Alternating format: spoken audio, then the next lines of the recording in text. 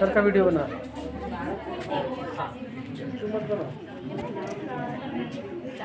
आज दिनांक तारीख कितनी है? 20 मार्च 2025।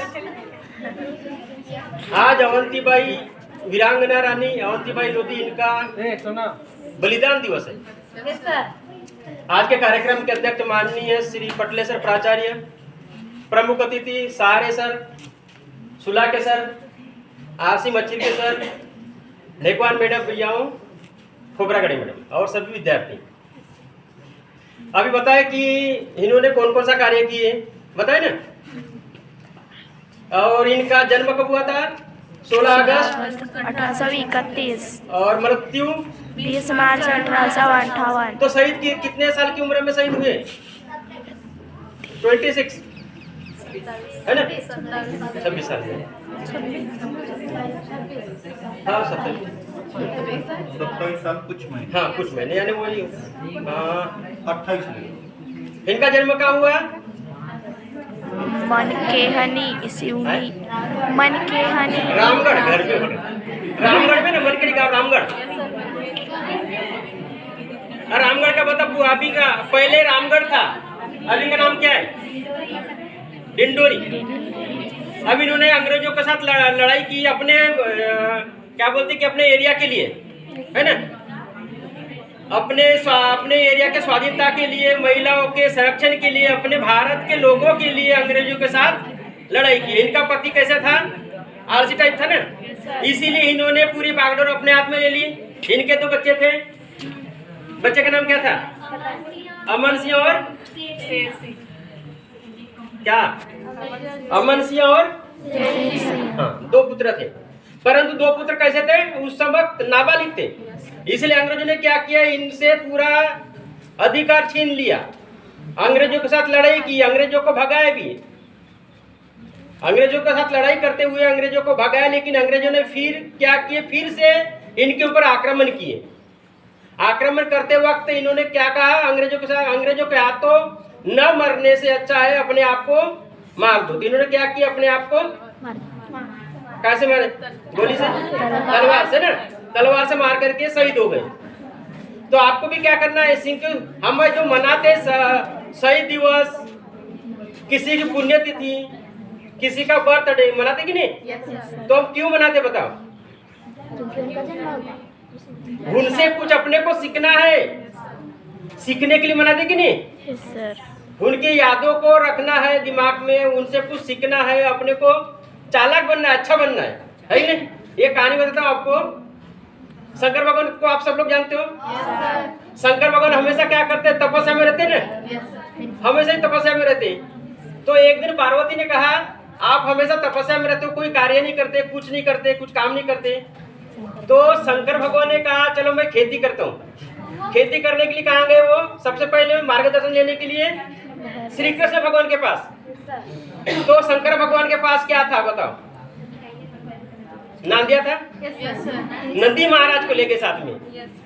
तो शंकर भगवान ने कृष्ण भगवान को कहा, मैंने एक नदी लाया और मुझे खेती करना है, तो आप एक दो मेरे को जोड़ी।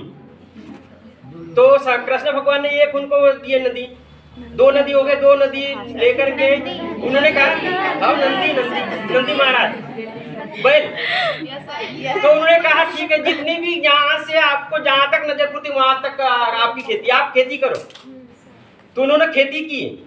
तो लेकिन कृष्ण भगवान ने एक शर्त रखा, मुझे भी आधा चाहिए।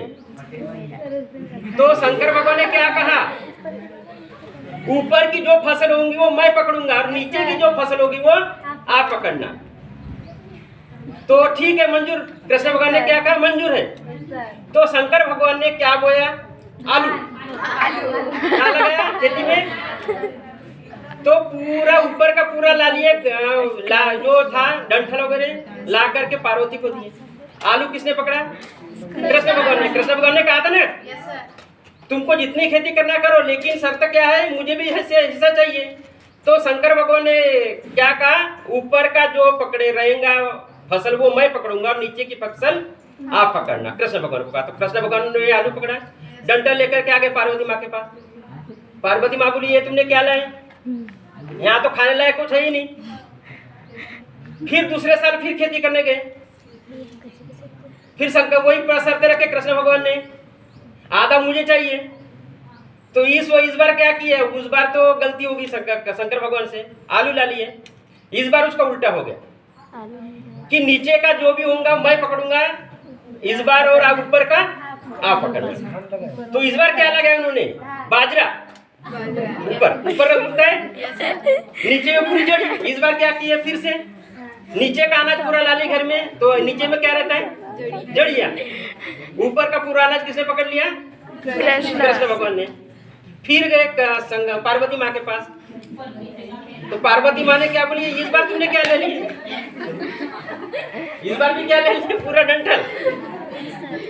फिर गलती होगी, फिर गए, फिर इसके बाद और फिर गए फसल करने, खेती उगाने। इस बार क्या बोले, नीचे का भी आप पकड़ना, ऊपर का भी आप पकड़ना। तो क्या उगाए होंगे बताओ, सर भुट्टा, हाँ यस, मक्का, बीज का। अब इस बार क्या हो गया, खेती करने के बाद नीचे का भी ला लिए शंकर भगवान ने, ऊपर का भी लाए, लेकिन बीज का रहेगा, तो बीज का किसने पकड़ लिया, कृष्ण भगवान ने। इस बार फिर पार्वती माँ बोली, इस बार तुमने और क्या ला लिया, डंठल, कोई काम का नहीं है कुछ भी। तो कृष्ण भगवान गया, फिर से पूरा जितने भी अनाज था पूरा लेकर के कृष्ण भगवान गया पार्वती माँ के पास और बोला, माँ आप इनको कोई काम मत बताइए, इनको सिर्फ जो तपस्या कर रही तपस्या ही करने दीजिए। तो इस तरह से चालाक थे कृष्ण भगवान। तो आपको क्या बनना है, चालाक बनना है, होशियार बनना है, समझ गए, कुछ सीखते जाओ।